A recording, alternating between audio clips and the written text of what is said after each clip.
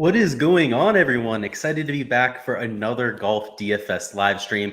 This week we've got the American Express, which is a unique event. We got a 54-hole cut. We've got a pro-am going on, so guys will be going off in twosomes.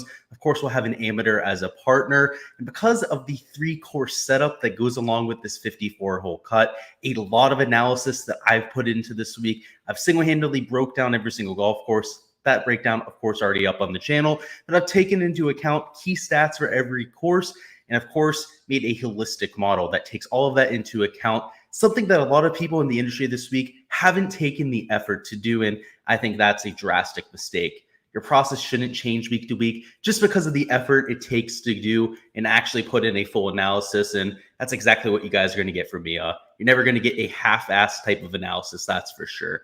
It just disappoints me to see some other people in the industry that have done that because, I respect a lot of their analysis. And to be honest, to break down 3 golf courses, not that difficult. Let's go ahead and do it right now for you guys. So they're all par 72s, all right around 7,100 yards. So relatively short tracks, but we have seen guys with distance have a lot of success over the years here, whether it's somebody last year like a Siwoo Kim who hits it well over 310 yards.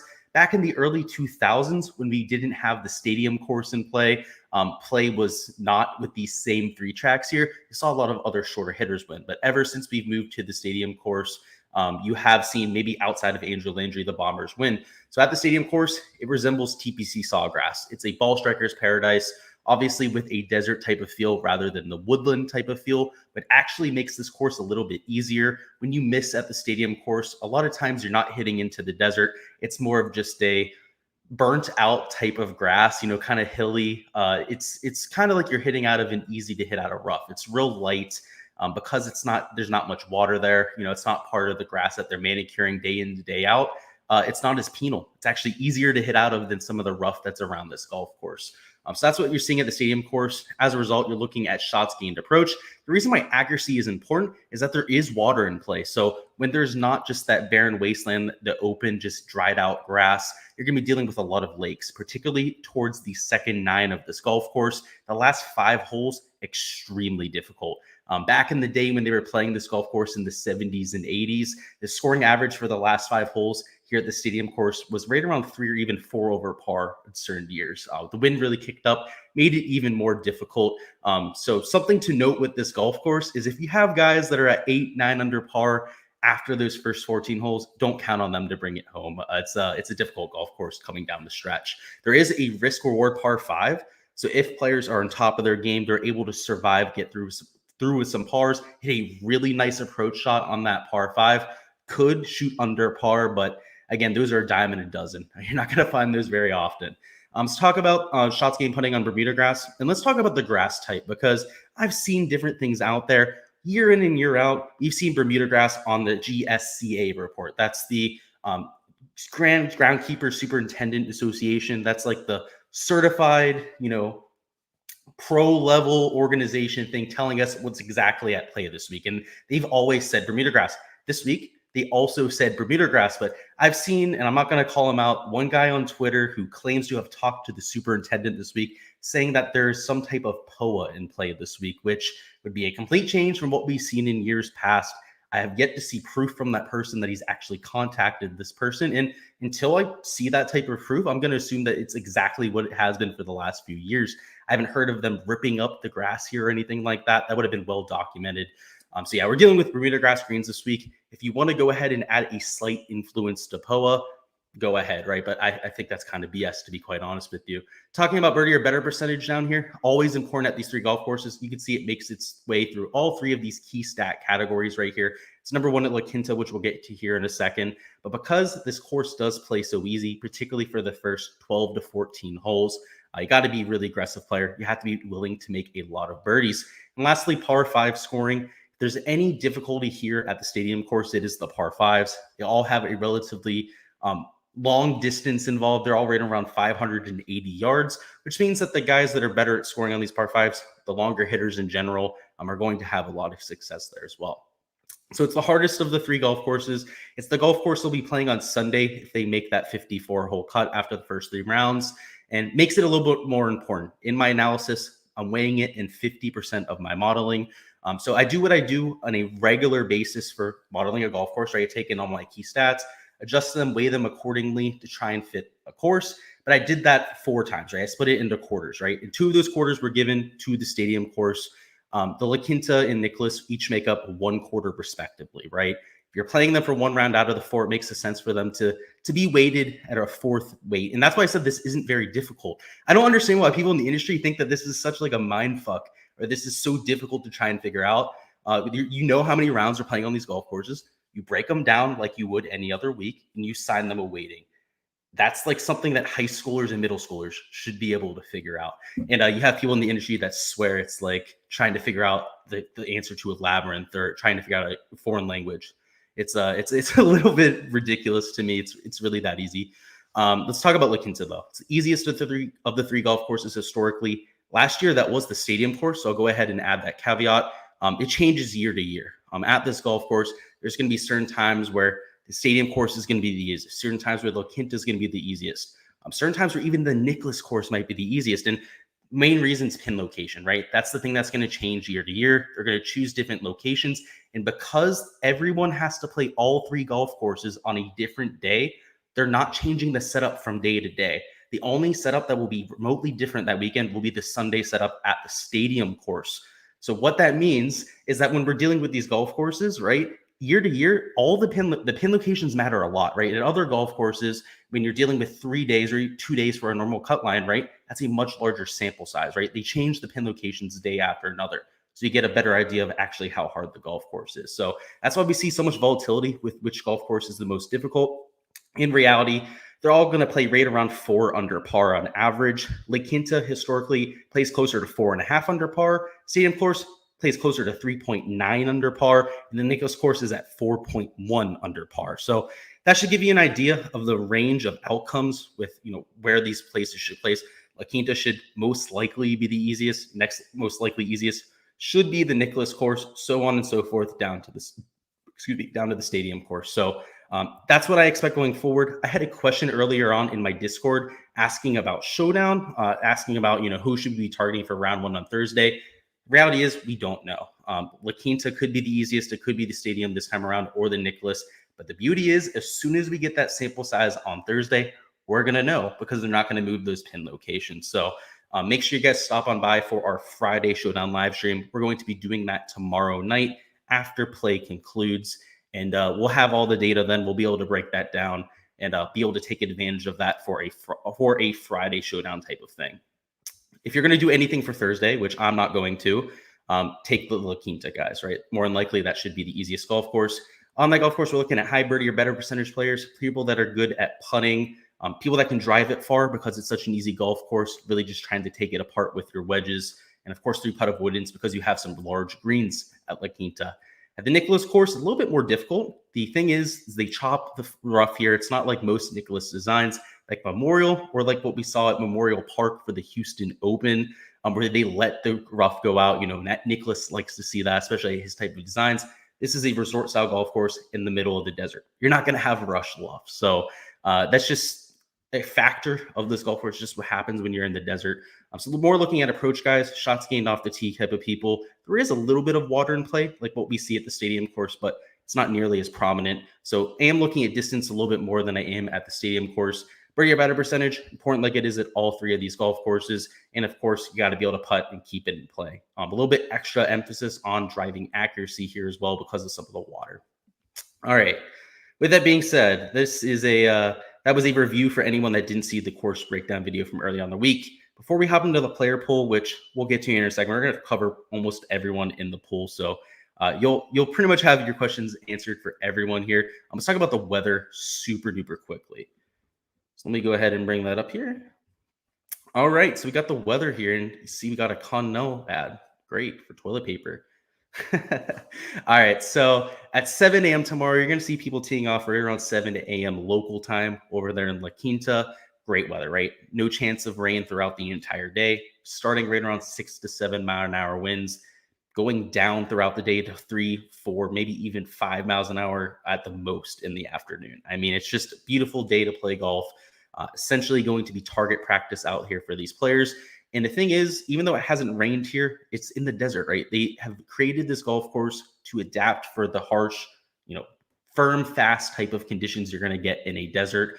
So it's not going to change play. It's going to be just as easy as we've seen in years past. And if we move down here to Friday, it's going to be the same kind of thing, right? Early in the morning, 3, even, 3-4 mile an hour winds there in the morning. In the afternoon, going up to 6 to maybe 9 miles an hour, but that's still not enough to make a huge difference there. So I wanted to go ahead and show you guys that. The weather is going to be beautiful. It's not going to be making a major factor in our decision-making really at all. We're going to be going forward with our regular modeling for this week. If you were going to get extreme wind on Saturday or Sunday, we might be looking at around the green a little bit more emphasis on approach play. But as of right now, pretty standard stuff to what we're seeing here year in and year out. The Amex. So a couple comments. Gonna catch up on these comments here. Then Darren says, "What's up, man? What's going on? Hopefully you're doing well here on this Wednesday evening." He said he got another free FanDuel entry. I mean, free entries are just the best. And yeah, the pricing is relatively similar. The way they do it is they base it on the outright odds. So what they'll go out and do is they'll just rank them in order, right? There's different pricing, allotments for each site. So the numbers are going to look different, but if you take a look at the order, they're almost always at least close. So you're going to see a lot of turnover there. A lot more people play DraftKings than play FanDuel. I feel like they take less time and less effort into putting it into FanDuel for golf. Whereas over there on DraftKings, they're updating things. It's a little bit more user-friendly. That's why I cater most of the stuff towards DraftKings. I have a lineup here from Tom, and go ahead and break this down before we hop into the player pool. Obviously, we're going to do a deep dive on pretty much all of these players. So not going to completely break down this lineup, but let me go ahead and take a look at it holistically. Tom, these are just my core plays.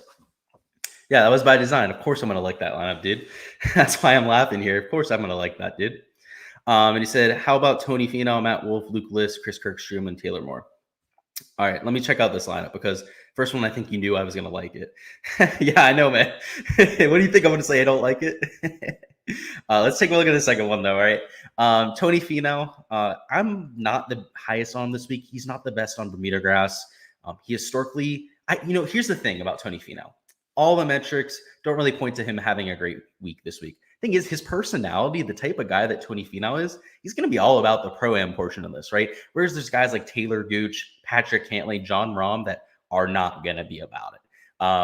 There's actually a case to be made for fading John Rahm and Cantlay. We're going to get to that here, promise, in just a second. I'm not going to have the balls to do it. But these guys aren't going to like the pro-am portion, whereas Tony Feno is going to love it. That's the only argument I can make for him this week. Metrics-wise, he's horrible off the tee. He is not gaining on approach over his last 24 rounds. He's horrible on Bermuda grass. I mean, just like not a solid play in my opinion, Tony Feno. But love Matt Wolff. He's somebody I bet outright this week at 40-1. Luke List, I could see the ball striking. He would really need to turn around that putter. So same issue there with Tony Feno. Chris Kirk, I'm all right with. Very average play in my opinion. Same thing with Strilman. Strilman loves these pro-ams. He's always been good at the Pebble Beach pro-am. He's playing with Larry Fitzgerald once again. For whatever reason, he plays like a stud when he plays with Larry Fitzgerald. He played Pebble Beach last year without him and ended up missing the cut. Watch. This year when they go out there again, he's going to finish in the top 5 again. That's just what he does with Larry Fitzgerald. Another pit guy like myself. So, I like him. But, so I like Strilman. He's always a fan of those pro-am formats. And I hate looking to a narrative, but the guy just, it's weird. He shows up to that Pebble Beach pro-am, just balls out every single year. Taylor Moore, love as well. He's one of my value picks this week. Somebody who I would say he's underrated, but a lot of people know about him, right? He's going to break out one of these times. A lot of people will be like, oh, who's that guy? But you'll know about him going forward. A few other comments down here we'll get through before we hop into the player pool. Lower owned. So you're saying for Feno? Yeah, I'm differentiating down low. So, I'm taking some of those chalk guys up top, differentiating down low. I'm also taking quite a few guys in that 9K range, which, again, we'll get to that here in a second. That's going to really differentiate me all I need. Most people are taking Rahm or Cantlay or both of them in the same lineup. And I'm doing things a little bit differently in a few of my lineups. And Sean, the last comment we'll talk about here is Connor's a good tournament play. How about we talk about this right now? So he'll be the first guy we do a little bit of a deep dive on here at $9,400. You see, he's not in my player pool. I don't think this is the best course fit. Last week at Waialae was the perfect course for him to go out there and succeed. It was a course where you have to be accurate off the tee, particularly with the long rough that we saw at that venue, Waialae. The issue is, he went out there, he had his regular ball striking week. He gained strokes on the greens, and he didn't really make a mark on the field, right? He ended up finishing, top 25, something like that. I had him in a bunch of lineups. He had a decent Sunday surge. I believe he went from top 25 to end up top 10 or top 15 at the very least. And he was outside of a lot of the optimal lineups. He wasn't even in a lot of the optimal lineups that took down tournaments last week. And that's a perfect course fit. Another thing about that golf course is he's a gainer on those greens historically. He gains 2 strokes per round on those greens historically. Last week was a slight gainer putting, so it wasn't quite as good as what we saw historically there. At these courses, pretty much every other golf course on the planet, he's a significant loser. So he's going from a place where he was comfortable on the greens to a place where he's very uncomfortable on the greens. He hardly gained last week. So we know what that spells from, right? Historically, for his career on Bermuda grass, loses about a quarter of a stroke per round. On other surfaces, he's worse. He loses more on bent POA. So if you're somebody that subscribes to the fact that we are going to have POA in play this week, would be an even worse play. So yeah, I'm not going to be on him this week, to be quite honest with you. Somebody that I'm worried about that putting, right? I'm worried that he's also coming in at nearly 20% ownership. We have a few comments to see down here. Gundecker says 500 subs. Yeah, man, that happened about 30 minutes ago. That was a pretty big deal for me. So yeah, pretty cool. Thank you, by the way, everyone that's watching, everyone that's subscribed. Road to 1,000 now. That's what we're on. Any love for Scottie Shuffler? Yeah, we'll talk about all the guys up top. We're gonna go in order now. So let's start at the top. We got Jon Rahm. If you look at the metrics, guys, he's number 1 in every category. Shots gained putting on Bermuda, he's a gainer for his career, right? Everyone knows to play Jon Rahm this week. The problem is, look at the ownership, right? Anytime you get close to 30% in PGA DFS, and I know there's a lot of people out there that aren't PGA DFS experts, haven't played a whole lot. 30% ownership on PGA DFS is like an 80, 90% owned player on NBA. It's drastically different when you're dealing with this type of sort, with the volatility in play. And there's an argument to be made that when anyone gets to near 30% ownership, unless it's somebody who's completely mispriced, like put it the dead min when it should be somebody like a Jon Rahm, then you could start to, quantify, start to, what's the word for it? Support, start to get behind that type of thing. But in this scenario, you're going to have to take Henley or Rahm. And here's the reason why I say this. Almost everyone this week is going to have a really hard time fading one of these two players, just like I did. Up until about 30 minutes ago, I had both of them in my player pool. I had ran a bunch of crunches with both of them in my player pool, and I was looking at right around 40% exposure in both players, right? I'm not trying to have them one or the other in every single lineup that I have. But at the same time, you got to get leverage, right? And if they're going to be 30% owned, you have to use at least 40%. And to get leverage that's significant to the field, you really should have at least 50% exposure, right? And when I was running those type of builds, it was taking me completely away from this 9K range, completely away from the 8K range as well. The only guy that I was really able to squeeze in was Sungjae Im. Sungjae Im was somebody I have projected really highly. We're going to get to him here in a second. One of my favorite plays on the slate. And outside of him, I wasn't able to get the exposure that I wanted to. It was also forcing me to use some of these top of the 7K guys because I don't love leaving a ton of salary on the table. Just overall didn't like the type of builds that I was getting. When I took one of the two out, so, I experimented with Jon Rahm and Patrick Cantlay, it really gave me the type of builds I was looking for, right? I was able to get 50% exposure to somebody like a Patrick Cantlay. I was able to mix in some of these guys in the 9K range, which we'll get to here in a second, like a Sungjae, Taylor Gooch. Obviously, I love Matthew Wolff. He's one of my favorite plays in the slate. Somebody I have an outright bet on. Same thing with Bulls Zalatoris, one of my favorite plays on the slate. I need to get leverage on these guys. You can see Zalatoris, he's only 8% owned. Matthew Wolff, 15% owned at this point. I was looking at the Abraham Answer there number. I have to have enough exposure to get there. So the unfortunate byproduct of that is that Jon Rahm out of my player pool. Unfortunately, you have to make decisions like that if you wanted to win a GPP. And this is for a GPP, I'll say, okay? Because if you want to win a GPP, you have to be willing to take risks. That's just the fact of the matter. You have to be willing to take stands where other people aren't willing to. If you're going to play safe throughout your entire player pool, not only are you going to be more duplicated with everyone else, you're also not going to be able to get leverage on the rest of the field. So that's going to be my stand up top, is taking Patrick Cantlay over Jon Rahm. And let's talk about the reason why I'm making that decision, right? Because I could very well have just taken Patrick Cantlay out, right? Seems like an arbitrary decision, but when we look at Patrick Cantlay's performance over the weekend last year, and those were both rounds at the stadium course, he shot a 65 and a 61. That was good for 18 under par on the weekend. And again, we're going to see that same course for 2 rounds this week. In terms of the other courses, he's a decent course fit, right? He's top 5 across all the golf courses, top 3 at La Quinta. In terms of a total model rank, because the recent form isn't quite as important in my rankings, the long-term course fit, because of the lack of recent form, is what I'm trying to focus on. That's why he's still there at number 4. But there's no doubting that he's clearly the second best player in this field. I don't think anyone out there can make an argument for anyone else. And I'm going with him just because of the experience here, right? We saw that last year. He clearly loves this golf course. He was able to shoot 18 under par over those last 2 days. And if he does the same thing this week, he's likely winning this golf tournament. These other 2 golf courses are birdie fest. You're looking at shooting 4 to 5 under par at the very least at La Quinta and the Nicklaus tournament course. And last year, the only reason Cantlay didn't win is because he started off with an over par round. The guy completely recovered to come in second place after an over par round at a golf course that puts up a huge birdie fest. So absolutely love him here. Jon Rahm, on the other hand, I'm worried about him that he gets pissed off, right? He's a fiery character. He doesn't like the fans. I've seen it in person. I've gone to plenty of PGA Tour events. Jon Rahm is an asshole. If anyone makes any type of noise, he'll turn around, look at you, and like scream and yell at you like he's a little child. Love him. Trust me, he's a competitor. I love that he's fiery, but putting him with an amateur, right, in a pro-am type of setting, which everyone in the field is going to be dealing with this week, he is not going to like that. So I'll just go ahead and throw that out there right now.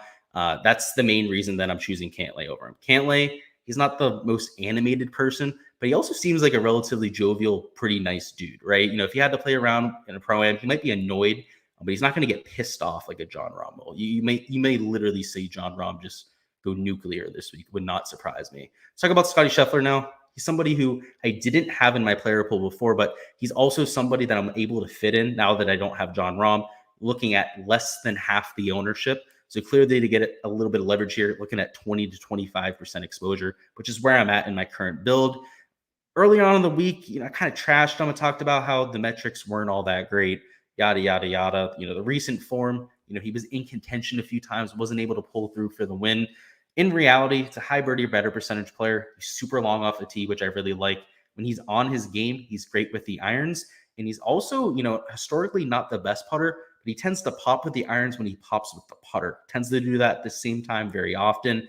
That's why we've seen him have some of those top 5 finishes in his career. I mean, the guy, I don't know offhand how many top 5s and top 10s he has at this point, but it's over a dozen combined between the two. And no win to this point. It's coming at some point. If anyone's going to win in this 10K range, I think it's Scottie Shuffler this week. I think Patrick Cantlay, extremely live to finish top 10. That's why I'm going to have him in half my lineups. A top 10 from somebody in this 10K range, most likely enough to crack the optimal build. As long as you're not getting like 2 or 3 of these guys in this 9K range, finish in the top 3, which again, doesn't happen very often.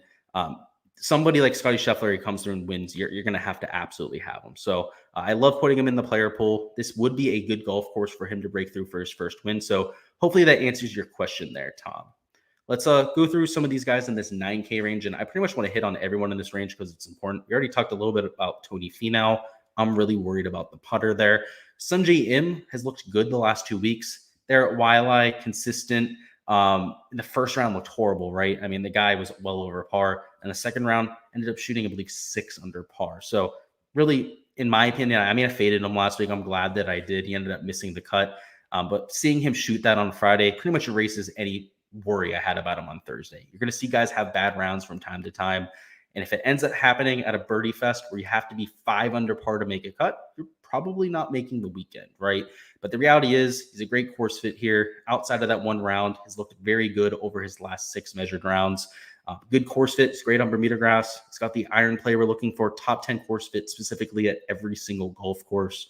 Number 7 for the field in total ranking. So definitely going to make my player pool. Really like him this week. He's coming in at 17% owned. So that's a little bit higher than we'd like, but I'm looking at getting right around 25%, which is slightly over the field. And if he ends up going out there winning, posting a top 5, that kind of thing, we're going to have enough ownership there to capitalize. Taylor Gooch. I don't love the fact that he's short off the tee. I don't love the fact that he's playing in a pro-am. He tends to be a little bit of a fiery character, doesn't tend to like slow play. He's definitely going to see a lot of slow play this week with these amateurs. But last year, when we didn't have the amateurs around, granted, ended up posting a top 5. Year before that, when we did have the amateurs, when we did have the pro-am going on, another top 15. So he was able to overcome that a few years ago. He played really well at this golf course last year, despite not having the amateurs involved. And he also posted a top 5 at the Players Championship. In fact, he was sniffing the lead after Saturday at the Players Championship. That's also a comp course here at Waste Management Open, has made the cut. Just a lot of really good things going for Taylor Gooch. So despite the fact that I don't like the fact that he's definitely going to be pissed off this week, much like a John Rahm, I'm going to be playing him. Just there's other things outweigh it. It's not like we're paying over $11,000 for him. It's also not like he's 30% owned. So it makes it a little bit easier to get over that fact. Seamus Power, and unfortunately not making my pool. He's $9,500. Projected cut rate right around 76%. I've been all over him this entire fall swing, was all over him last week and the week before that as core plays, people that I had 30, 40% exposure to. This is the week I hop off that train. It's not as quite as good of a course fit. He's a little bit shorter off the tee than some of the other guys in this range. The birdie or better percentage, not quite as high as some of the other guys in this range. So I'm looking to invest there elsewhere. And I also think that this 9.3% expected ownership, probably a little bit low. My algorithm tends to underproject some of these guys in this mid 9K range. It loves to distribute shares of ownership to some of these guys in this 11K range a little bit more than these guys in this 9K range. So a lot of times these guys come in underprojected in terms of their ownership numbers. Some of these guys come in a little bit overprojected from time to time. Doesn't happen with everyone, but I have a pretty good feeling of when those type of things happen, and I have a good feeling here about Seamus Power. All right, let's talk about some of my core plays and sleeper picks up top. Matthew Wolff, I bet him outright. The kid is made for this golf course. Made for these type of events where you got to get it to 25 to 28 under par. His off the tee game is probably going to gain him 3 or 4 strokes to the field this week. It's going to come down to the approach play. The guy can figure out his long irons, going to be, I'd say he could win this by 3-4 strokes. He's the type of guy who could just absolutely torch this place apart. I have outrights on him. I have top 10s on him, a bunch of matchups where I'm targeting other people with him as the guy I'm taking. $9,300, a lot cheaper than he should be, in my opinion. In the fall, he looked like a completely different player. These course fits right here, the reason why they don't look all that good, it's because it's for the whole 2021 season. And until the fall, he was dog shit, right? He lost his game. He came out as a rookie, looked super good. Something happened with his swing. He hasn't quite documented what that was, but completely figured it out in the fall. Looked like a completely different player. Let's go over to the shots gained metrics just to show you what I'm talking about here. So up here at $9,300, we have Matthew Wolff. Over his last 24 measured rounds, he's gaining everywhere but on approach. And on approach, it's just a slight negative. If Matthew Wolff were to play to this exact baseline this week, again, he's going to gain more strokes off the tee than this, though. He'd still finish in the top 25. If he goes out there and gains off the tee like we know he will, these are some of the biggest fairways on tour. He's also one of the longest players on tour. Anytime you get fairways like this, he's gaining 3 or 4 strokes to the field. His baselines are like a top 10. And then if he goes out and gains on approach, if he's gaining significantly over a third of a stroke category in every single category, he wins this by 5 strokes. Literally. That's the kind of game that he could have this week. That's why I say that about him. I actually have an outright bet on him as well to win by 4 strokes. So it's something that I have my money behind as well. He's probably my favorite play, regardless of price on the slate. I'm looking at getting 40 to 50% exposure to him. It's not a unique play. A lot of people around the industry also agree with this play. So definitely not one of my own. I'm thinking that Matthew Wolff has a big week here, and that will be well represented in my lineups. We'll go over to the chat. We'll catch up on chat here, guys. I'll remind you, if you have any questions, feel free to go ahead and toss them down in the chat, whether it's a player to go over, whether it's a lineup you've got, decision to be made between a 2-on-2, that kind of thing. Go ahead and let me know. We have Barry down here. He says, you had Hideki, right? Yeah, man. He was the one key piece I was missing. So I'm really glad you at least were able to take advantage of that, because the rest of our player pool, pretty much the nuts. If we had Hideki in there, would have probably taken a lot of stuff down last week. But I'm glad you were able to take advantage of that. We still had a slightly profitable week.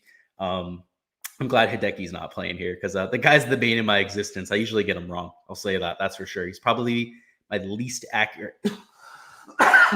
My least accurate handicap of anyone on tour would probably be Hideki Matsuyama. We have another lineup down here. Sungjae Im I like a whole lot. Wolff, already well documented that I love the guy. The only guy I don't love in that lineup anymore, and we're going to get to Woodland here in a second, is Woodland. I think that he's a high upside play. I don't think he's a slam dunk to go out there and have a massive week. But yeah, and a GPP, I love that tournament, Tom. I mean, I love that type of lineup, Tom. And then you said Wolf. Yeah, man, Wolf is just, he's in a great spot this week. I would not be surprised if he comes out and wins, like I said. Just sets up perfectly for him.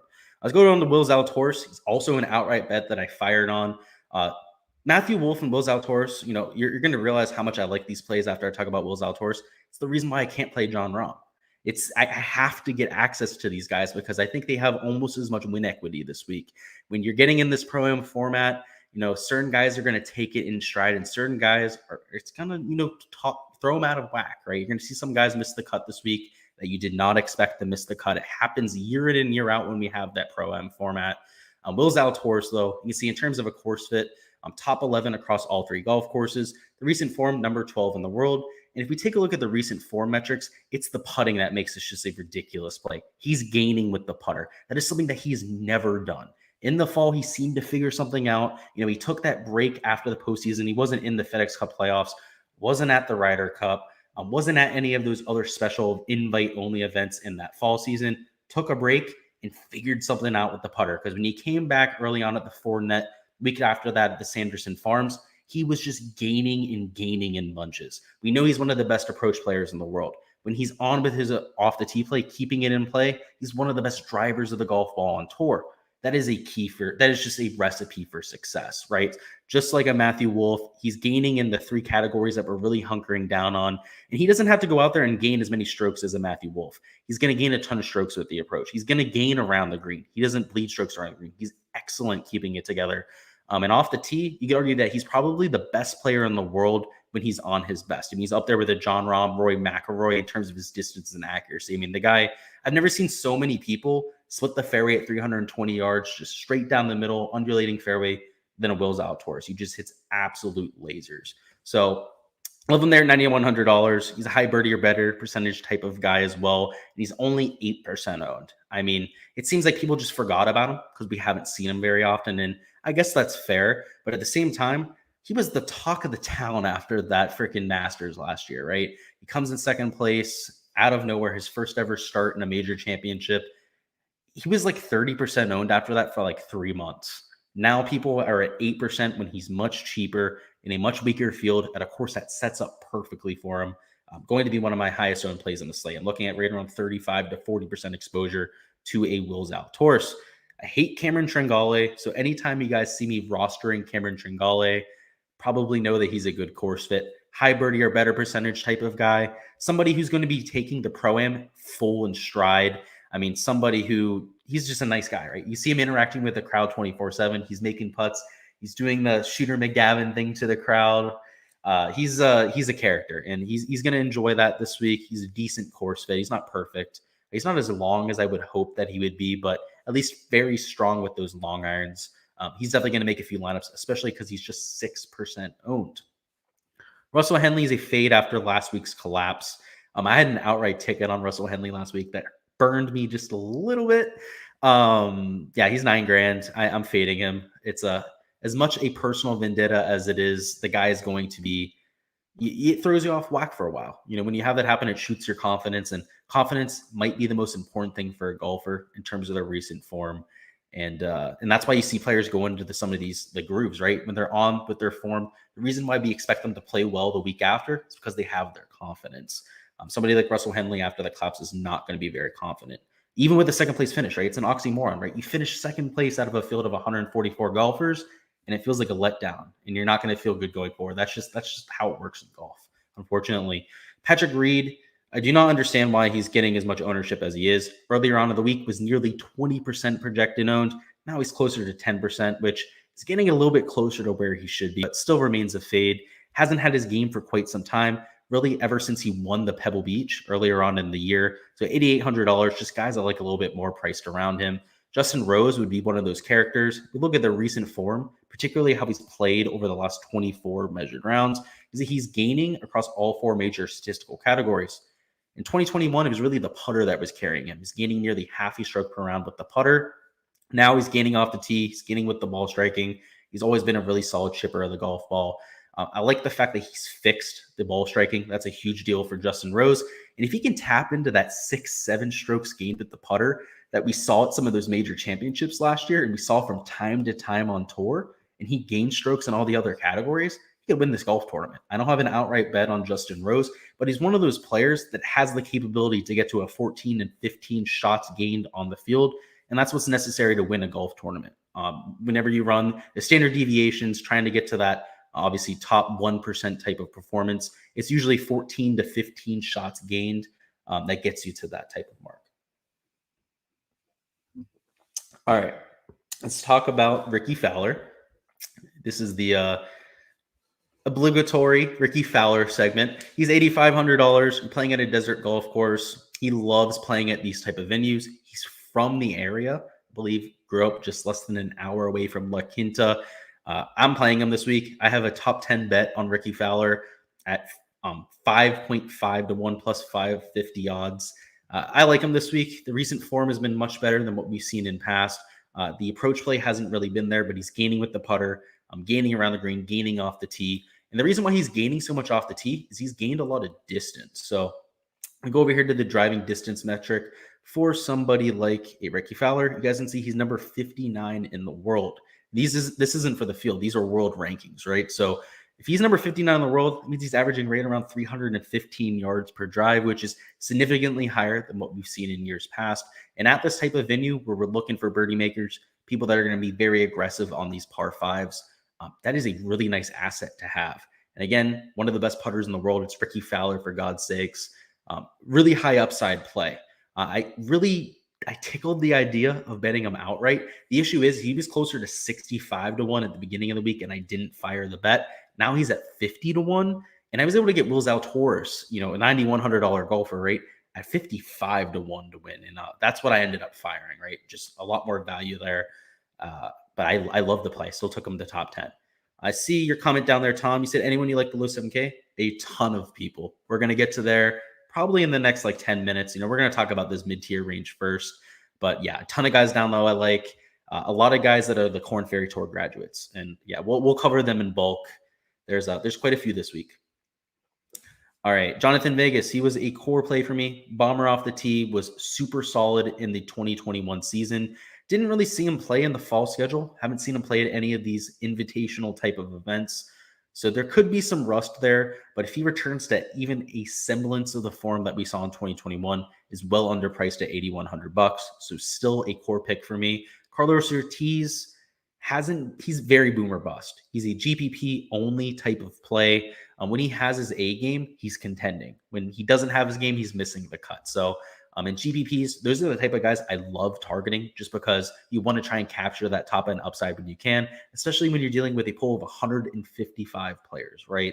There's a lot of volatility there. You got to try and pick those high upside guys that can actually get you a top 10 or a top 5 or a win. Luke List, I like the ball striking. He's got one of the higher made cut percentages of anybody in this range. So definitely somebody I'll be investing into. In terms of the course fit, you can see 11 at Nicklaus, top 20 at La Quinta. Not quite as good at the stadium because of his accuracy. He is a bomber, but also not very accurate off of the tee. So I'm going to be on Luke List. He's far from a lock though, right? He's got issues on Bermuda grass.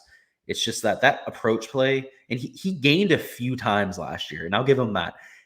Sometimes with these bad putters, they're just always bad putters, right? They don't lose in bulk. The issue is with Luke List, when he loses in bulk. He'll lose 6-7 strokes putting over 2 rounds. He's no stranger to doing that type of thing. But last year, at the Wells Fargo, I was at the Wells Fargo Open, went out there, he gained 4 strokes putting. He almost took down that golf tournament. So when it happens, you want to be there with Luke List, because if he gains strokes putting, he's like a guaranteed top 10. And if he gains a bunch of strokes putting, it's almost always a win. So yeah, I always love investing in him for that reason. The $8,000 price tag, he's definitely too expensive, right? Undoubtedly he shouldn't be $8,000, but he's also relatively low owned. So there's that trade-off there that I like. Adam Hadwin at $7,900. He's more of a well-rounded play. He's not a bomber, but he's definitely got the irons that we're looking for. A little bit higher owned than I would like him to be, but I'll be at least kind of eating the chalk there. I'll be right around 15% on him. So not looking to get significant leverage on an Adam Hadwin, but is somebody that I'll be looking to make sure I have in my player pool. Brian Harman, he continued to not be able to hit the irons last week. The guy's ball striking was just all over the place ever since round one. His putting was great. I mean, he's always a prolific putter. You can see gaining nearly half a stroke per round on Bermuda grass. But unfortunately, not going to be somebody that I'm investing very much into this week just because the ball striking wasn't there. And that's typically the hardest thing to turn around in a quick fashion. So until I see him regress slightly, not going to be somebody that I'm playing a whole ton of. So, Barry down here. Barry is all over Luke List. As good to see. I mean, as the man who took Hideki last week, I think we got to be giving you a lot of credit there. You have Rizzo Power down there, head-to-head who wins. Can't lay. That's a lot of it comes down to the narrative-based type of thing here. And I hate to be that guy who's spitting narratives because I'm more of a database guy than anything, as you guys can tell. Rom hates pro-ams. He just hates the fans in general. I do not expect him to be having a very good time out there this week. And if he starts to even get slightly squirrely with his play, I could see him missing the cut. Like if he's slightly off with his driving accuracy, that might be enough to push him over the edge and have him miss a cut. So definitely Cantlay for me. It's not like Cantlay is an animated character himself. It's not like he's very engaging with the fans, but he's at the very least a little bit more cold, a little bit more cool, right? He doesn't lose his cool as much. Cameron Champ, if you like slot machines, if you like buying lottery tickets, he's your guy, but I'm not going to be on him this week. He's going to play well maybe once or twice a year, and outside that, he's going to miss a ton of cuts. Unfortunately, I don't think this is the best course fit here. You can see number 132 at the Stadium course. That's one of the worst metrics in the entire field. Number 111 at Nicklaus course. People in the 6K range would rather take shots on like that. And he's garnering a little bit of ownership, right? He's 8% owned. So it's not like he's a diamond in the rough, 1-2% owned, that type of thing. He's definitely getting the attention that I don't want to say he deserves because I don't think he's worth that ownership at all. Russell Knox at $7,800. He has great course history here, even when we have the Pro-Am as well. So I do think that I hate to keep mentioning this whole Pro-Am thing, but there's guys that are clearly like guys that would be okay with playing in a Pro-Am. And then there's guys like John Rahm that just like clearly we know is going to annoy the shit out of them. So I'm going to apply it to some of these guys. Russell Knox is definitely on the first half there, guys that would like playing in a Pro-Am. Jovial guy, loves doing his interviews, that type of thing. We've seen him have success at this event in the past as well. Coming in with some good recent form. He had a very solid Saturday round last week at Wiley. Was somebody I did play in my player pool, so I was tracking him round to round. Was gaining with the approach play across all four rounds there. The putter wasn't always there, but it was there on Saturday, and that's when we saw him shoot 6 under par. Will be in my player pool at the very least. He's not somebody that I'm like running to the window to go and play or bet, but is somebody in my player pool. Let's talk about the Ches Reavie thing because it's important. Ches Reavie, he's gaining 0.7 shots gained approach per round. That is number 2 in the field, right behind, I believe it's Russell Henley. I believe Russell Henley is getting 0.9 shots gained per round.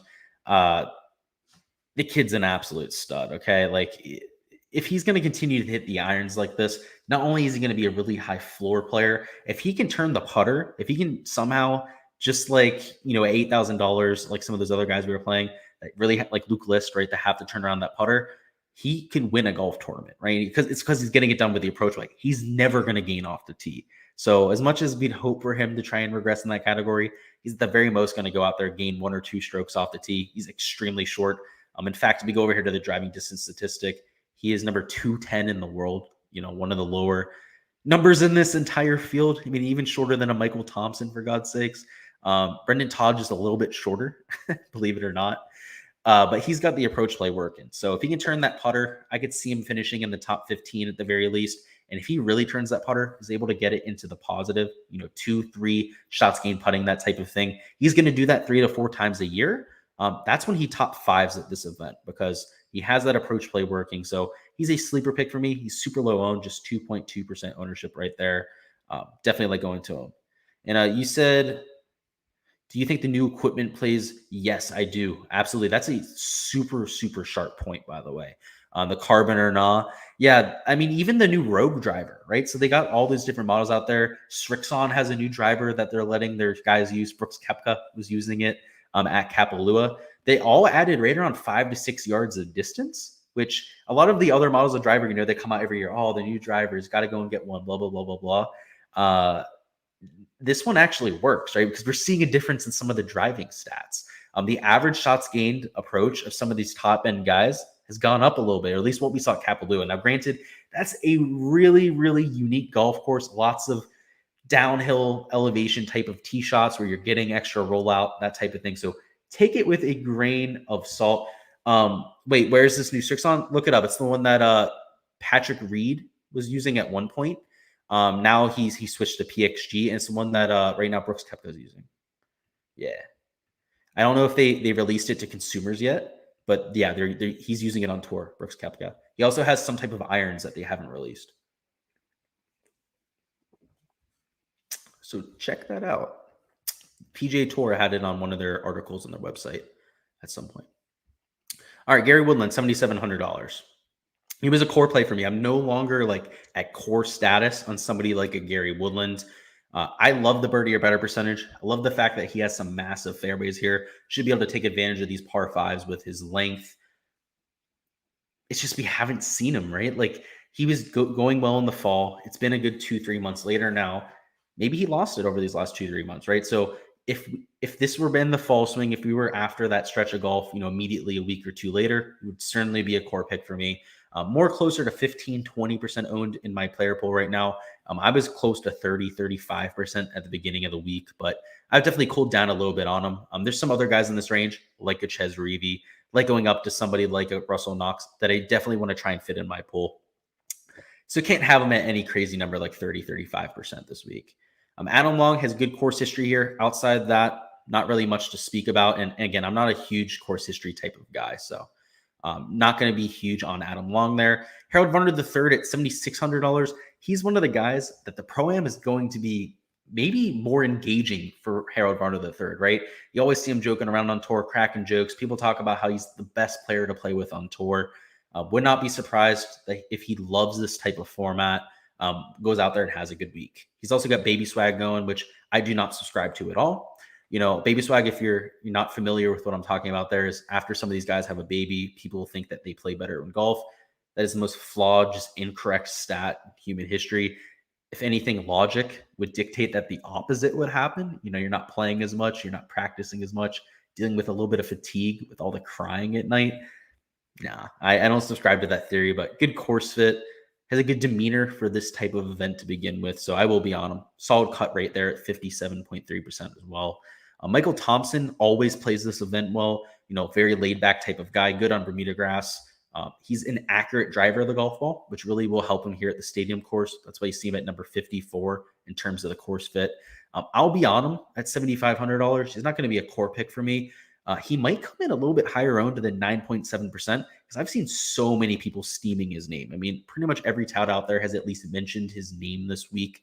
So could come in closer to 12-13%, but I'll be right around 15%. If I end up being right around the field, so be it, right? He's not going to dictate my week either way. He's not a super strong play to me, right? He's just kind of like an above average play that I want to get a little bit of exposure to because he's had a little bit of good course history. Let's talk about Sebastian Munoz, though. I bet him at 120-1. That should tell you how much I believe in his play. He's a popper, right? When he has his game, he'll go out there and contend. When he doesn't, he'll pack up early. He'll let you know early that he's not going to be contending. High birdie or better percentage type of guy, really long off the tee, averaging right around 315, 320 yards a drive. So let's go ahead and look at his metrics. Over the last 24 measured rounds, why we've seen him pop is the approach play, right? 0.4 shots gained approach per round. If he continues that, gains off the tee with these large fairways, should see a lot of regression from him off the tee. I absolutely love his chances this week. You can see birdie or better percentage, number 8 in the world. Par 4 scoring, pretty decent. But number 38 in driving distance. The guy can get it out there. He can make tons of birdies, tons of putts in a bunch. I absolutely love him at these type of birdie fests. Kevin Strilman, we talked about him a little bit earlier because I know someone in the chat had him in one of their lineups. Anytime he's playing with Larry Fitzgerald, the guy just somehow finishes top 5. It's just a thing. He's doing that again this week. I confirmed that. That is his playing partner. Yeah, we're going to be on him. As a database guy, I hate to do that. But when a guy is top 5 at Pebble like 4 times in a row when he's played with Larry Fitzgerald, It goes from coincidence to maybe that's something, right? That's my take on that. Jason Day, $7,300. He's great at these easy golf courses. He's looked completely dog shit over the last 2 months. So if you're somebody who's looking at not course fit, recent form, probably not going to be high on your list. But again, we've had a huge layoff, right? It's been about 6 weeks at least for most of these players, if not longer for somebody like a Jason Day. So I'm willing to cut him a little bit of a pass there. Historically, great at these easy golf courses. Let's even look at the recent form, right? I don't think it's going to be as bad as we expect. He's gaining with the putter. He's gaining around the green. He's gaining off the tee because he's still pretty long. Losing on approach, that's all right? He's either going to have it with the approach play or he's not. He's a pauper at this point of his career. When he was number one in the world, he was gaining on approach week in and week out. He hasn't lost the off the tee play or the putting. It's the approach play that's inconsistent at this point. So if he's going to come in at 7.7% expected ownership, he's going to be in at least 10% of my lineups. I think he's worth a few shots on. I would bet on Bryson if he was playing. This is a great golf course for him. You're not wrong. I probably would have locked him. You're right. I do not disagree, at all. I probably would have locked Bryson DeChambeau myself this week, especially if we're getting the POA type of greens. He's really good on the West Coast. Speaking of guys that tear up the West Coast, we got to talk about Patrick Rodgers. He's a top 20 model rank. Anytime we get him on the West Coast, the guy's posting top 10s, top 25s left and right. And even though he hasn't posted a win to his PGA Tour career yet, he's awfully close there at the Bermuda Championship. And I would not be surprised if he gets one over these next 5-6 events. When we're over here on the West Coast, he's always putting himself in contention. And at some point, he's going to come through and get one. I mean, the guy has the record for the most wins in Stanford history, broke Tiger Woods' record over there in college. I believe it got broken once again after he graduated college, but at one point broke Tiger Woods' record, right? Someone else holds it at this point. The point stands. I mean, to break those type of records in college, you know the type of pedigree this guy has. He's a bomber off the tee. He's a significant gainer on approach when he has his best stuff. For his career, a gainer on Bermuda grass. So definitely will be featured in a lot of my lineups, and he's my last outright of the week. I bet him at 175 to 1. Yes, quite a large number hanging there on Patrick Rodgers. That was over there at bet 365. In other sports books, he was closer to 140, 150 to 1, which I still would have bet, to be quite honest with you. So to get him at 175 to 1 was quite the treat. Taylor Moore, I know someone mentioned him before in one of their lineups. Absolutely love him. High birdie or better percentage. In terms of total mono rank, he's top 25 in the field, which for guys in the 7K range is a really solid number there. Off the tee play, he's about average, I mean to say. But in terms of his approach play, he's excellent, right? If you look at these recent form metrics, go down here, you can see of late, he hasn't quite shown that. He's actually been better at some of the other categories. But historically for his career, if we take a little bit of a larger sample size, the reason why we see him as such great course fits here is because of the approach play. It's by far the most important stat that I'm weighing here, which makes that very evident. All right. Be mixing in some Troy Merritt. Now we're going to start picking and choosing some of the guys we're going through because obviously we still have another 100 guys in the player pool here, and we're not going to touch on everyone here in the value range. I like Troy Merritt. He's about an average play this week. Brendan still has really good course history here. Again, I'm not a huge subscriber to that, so it's not going to be a core pick for me, but I'll have him in a few lineups. Hayden Buckley, he came second at the Sanderson Farms. He looked decent last week. Top 5 course fit across all 3 golf courses. Somebody that I'll have quite a bit of ownership to, probably right around 20-25% this week. Aaron Rye, if you're taking a chance on a Korn Ferry Tour guy, go ahead and do so. I'm not going to do that. Tom Hoagie, I will have in my player pool after that disappointing missed cut at Waialae. A lot of people are probably going to avoid him. That's why he's coming in at 3.9% expected ownership. So I will have a little bit of exposure there. Martin Laird withdrew, so don't play him this week. Don't do that to yourself, guys. Taylor Pendrith. So now we're at the 7K and below range. He's probably one of the last guys on the board that I think has a legit shot at winning. Even though I don't think that Rahm or Cantlay wins, I do think it's somebody in that 40 to 50 to 1 range. I would cut it off right about here, right? This is about where you're getting to 200 to 1. Anyone below this, I just don't see it, right? It would take a Herculean effort. When Landry won at 200 to 1 and when Adam Long won at 500 to 1, those were crazy enough. Taylor Pendrith, I believe, is at 200 to 1. So he would be about as crazy as I would get here. In terms of the course fit, long off the tee, the approach play has not been there of late, and that's what's held him back. You know, historically, when he was coming onto the tour, everyone talked about how good of a ball striker this guy was. In terms of the driving distance, that's been very evident. You can see he's number 21 in the world in driving distance, but the approach play hasn't quite been there. You can turn that around, return to what we saw on the Corn Ferry Tour. The guy is just going to come out and take this place apart. He's got a very similar game to Bryson in the fact that he's gaining on putting on most of his rounds, immaculate off the tee with his shots gained off the tee, and maybe not the most consistent with the irons, right? Some weeks he's losing, some weeks he's gaining. Bryson does that same type of thing.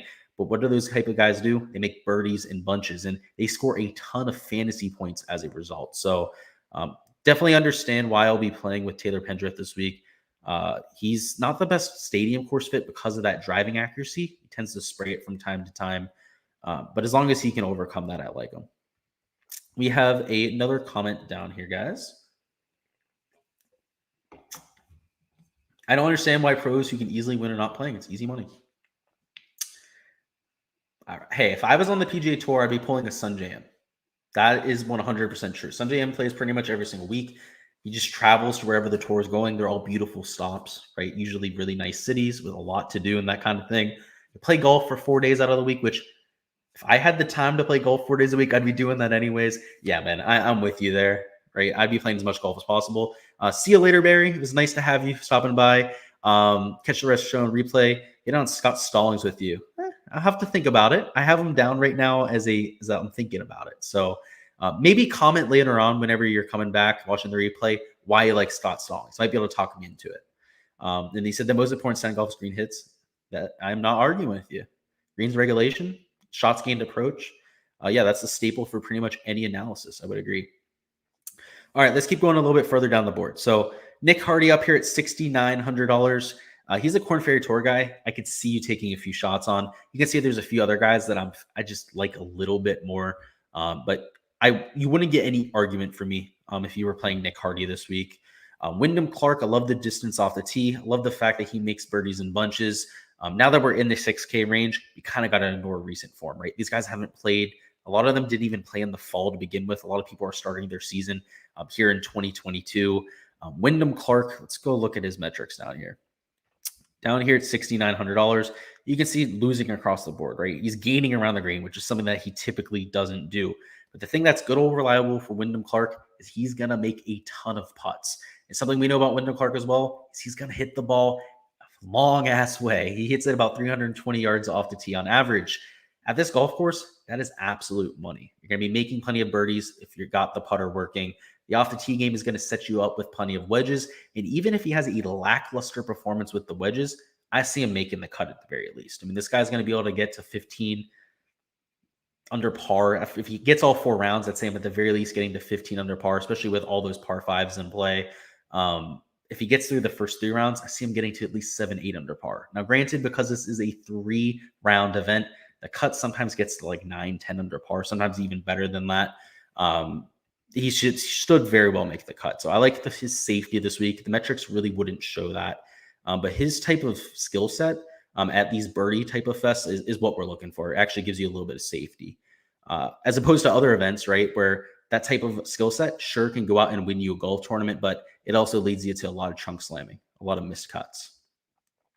Let's move down to CT Pan. We haven't seen him play in a lot in quite a while. He played really well at the Olympics, obviously, winning the bronze medal, winning in that playoff. Really good in terms of his course fits across the board. You can see 21 in the stadium, 16, 15. He's not the best Bermuda grass putter for his career, but I can get over that just given how good he's been across the board.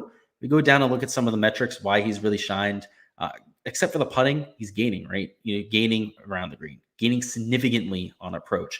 Off the tee, gaining a quarter of a stroke per round as well. So I definitely like what I'm seeing there from a CT Pan. And again, for his career, he's not the best putter to begin with. So he gives you a relatively high floor. He's somebody that I definitely see making the cut this week.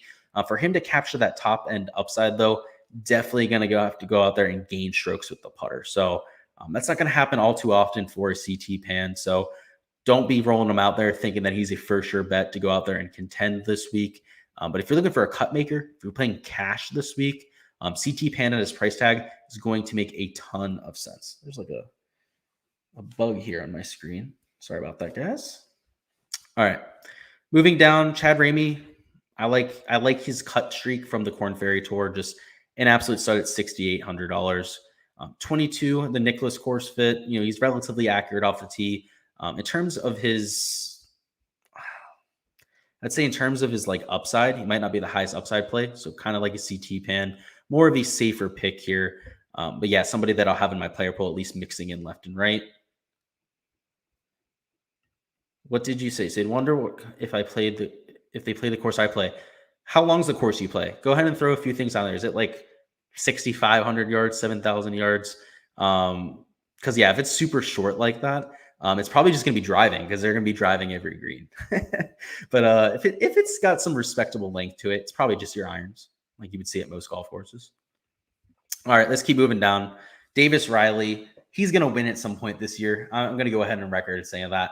I expect him to get that first ever win on the PGA Tour. The guy's got the ball striking that you don't see from very many of these prospects.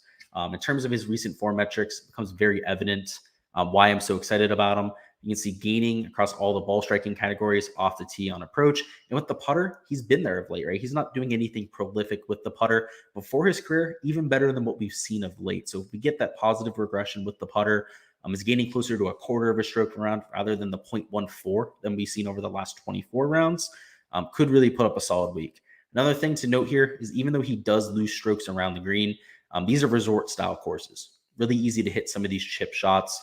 So likely that he doesn't lose quite as many strokes around the green as he would at most of these tour stops. Harry Higgs, if there's anybody who's going to love himself a Pro-Am, it's going to be Harry Higgs. That's for sure. And yeah, you said 6,450 yards, driver all day. They'd be looking to drive or almost drive pretty much every single green. That's what I would say. In par 72, yeah, you would see driver would be really important than your putting.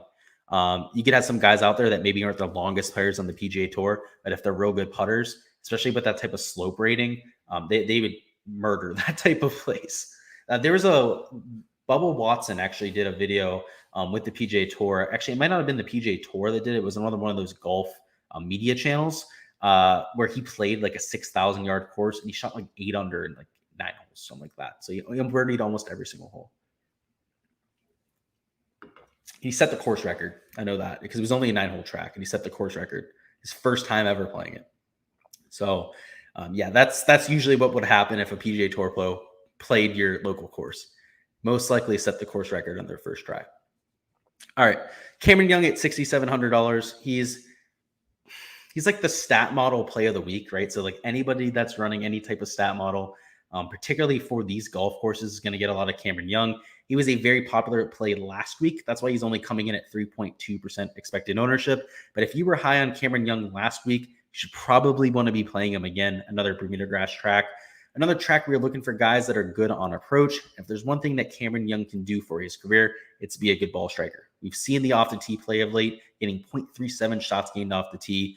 A lot of that's due to his distance. You see number 10 in the world for driving distance, but he's typically much better with his approach play. So if we get that regression, rather than having that disappointing performance we saw at YLI, could very well contend here. It's a birdie maker's paradise.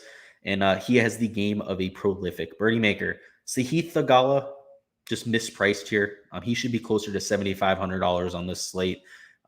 Contended in quite a few of those fall events. It's only $6,700. He's great on Bermuda grass. Pretty much nothing you could say about him that's going to make him a bad play, particularly when he's 0.5% projected owned. I mean, that's borderline disrespectful for Sahith Theegala. So that's what I'll go ahead and say about him. James Hahn has played really well at this event in the past. Not sure what it is about it. He's also played well at other desert-style golf courses. If we go ahead and narrow it down to just TPC Summerlin, TPC Scottsdale, your typical desert-style events, what we're seeing here at PGA West, he has some of the highest shots gained numbers. So I'll be playing him here. Again, he's just 1.8% owned, so not like we have to invest very much into him. Jason Dufner, I love the course fit rankings here. Again, a lot of that's due to the emphasis on approach play with hitting those irons. He just can't buy a putt for his life. Probably the worst putter in the world. Him or Sergio Garcia have that really, really nice title there. It's worst putter in the world. Wesley Bryan Everyone's playing Wesley Bryan this week. I played him last week. I think it made a lot of sense to play him at Wildlife Country Club. It was a short golf course. Wesley Bryan can only hit it like 290 yards. There's one thing Wesley Bryan can do, and that is hit recovery shots. And unfortunately, this is a resort-style golf course. It's an easy golf course where you're looking to shoot 28, 29 under par. If anyone doesn't know the story of Wesley Bryan, by the way, look him up on YouTube. He's a trick shot artist. Yes, that's how he got into professional golf. Is he was a trick shot artist turned into professional golfer. He's much more interesting at those harder tracks, in my opinion, or at shorter tracks where those guys that only hit it 280, 290 yards can get away with it. This is a relatively short track, but again, like I said at the beginning of this live stream, we have seen some of the longer hitters have success here over the years. So yeah, Wesley Bryan, unfortunately, not going to be in the player pool this week. He was a much better play last week and came through for us last week. So coming down a little bit further, Joseph Bramlett, he fits that bomber build that we're looking for. Unfortunately, not the best putter, but you're going to have some type of issue on some of these guys down low. So if you're going to go ahead and take a flyer, you could do a whole lot worse. Nate Lashley, he's good at putting on Bermuda. He's a solid approach player. Unfortunately, not very good off the tee. Kevin Tway showed a little bit of form there in the fall, so you could look to tail that. Roger Sloan also looked very good in 2021, particularly towards the second half. So if you're looking to tail some of that form, you could go ahead and play him. I'd much prefer to play Ryan Moore, though, because per the metrics, just head and shoulders a little bit more consistent than the guys in this part of the field. He's a gainer on Bermuda grass. He missed the cut last week, which actually makes him slightly more attractive, in my opinion, because you can see he's a safe player, right? I have him at a 45.6% projected cut rate. That's much higher than the other guys in this range. And because he missed the cut last week, a lot of other people don't want to play him, right? You get that personal vendetta against a player because you feel like they screwed you. But in reality, yeah, I'm going to be all over Ryan Moore. So I like him at $6,500. I expect him to bounce back quite a bit. And I'm assuming you mean good for Wesley Bryan? Yeah, absolutely, right? I mean, to have the eye-hand coordination to hit some of those trick shots, as long as you can kind of hone in your strategy, figure out how to actually score on a golf course, I think more of those type of guys should be trying to get on tour. I know that, who's that world long driver guy? Kyle Berkshire. He's trying to actually get on tour. He's playing with Bryson, trying to learn the game, everything like that. He's on YouTube. He's very transparent about that whole process. Yeah, I think more people should be trying to do that because you've seen people have success doing that in the past.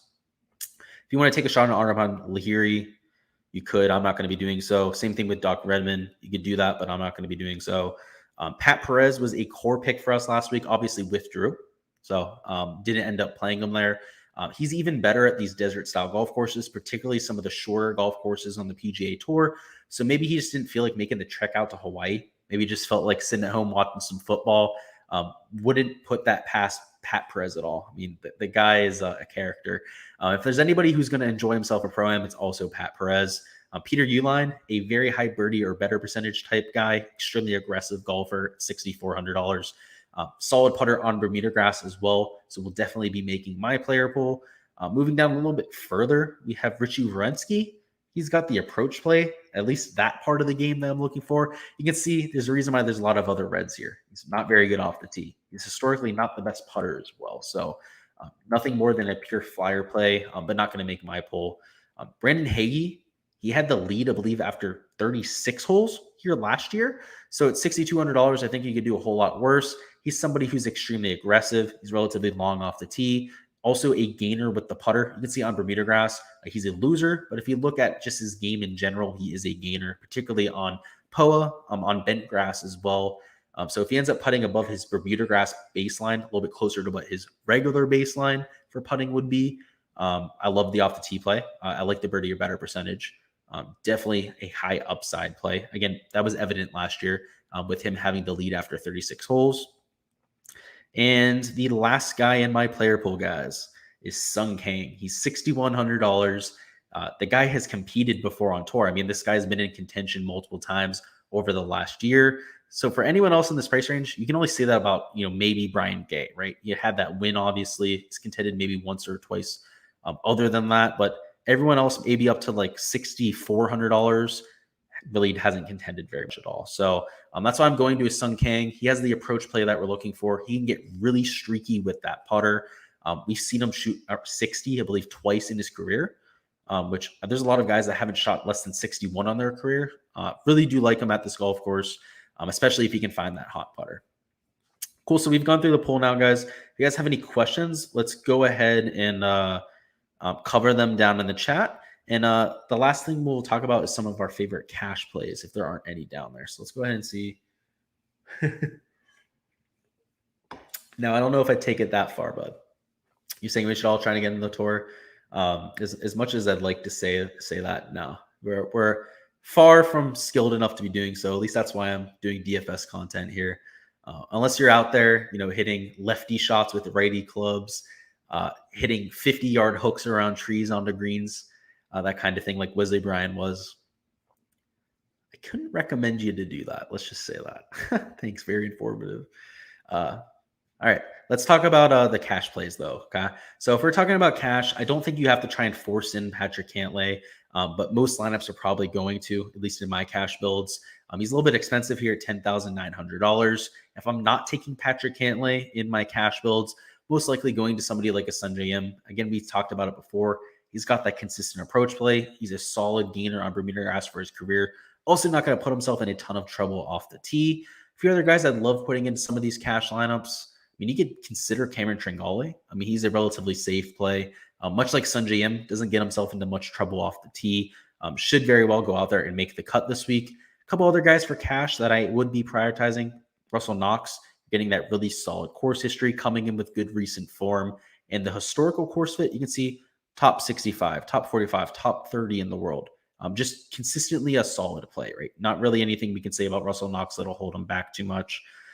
A few other guys we could talk about. Patrick Rogers would be a good cash play. Again, I think he's just drastically underpriced there. Taylor Pendrith, more of a GPP play. Probably wouldn't be using him over on cash. But for some value options, Cameron Young would make a lot of sense. Sahith Theegala, again, he's completely mispriced. That would make a lot of sense. And even Ryan Moore, like I said, he's got a relatively consistent game. He's got a safe game. Especially for this type of golf course where you just got to make a ton of birdies. So yeah, that's all I've got for this week, guys. Thank you guys for stopping by as always. Best new driver 2022. Go and try that carbon wood out. Haven't hit one yet, but I've heard great things about him. And Cantlay's your pick. Yeah, could not doubt you there, right? He's 9-1 for a reason. So good luck this week, guys. If you're watching this on replay, feel free to go ahead and put any of your questions down in the chat. I'll get to them when I see them, and let's get this cash.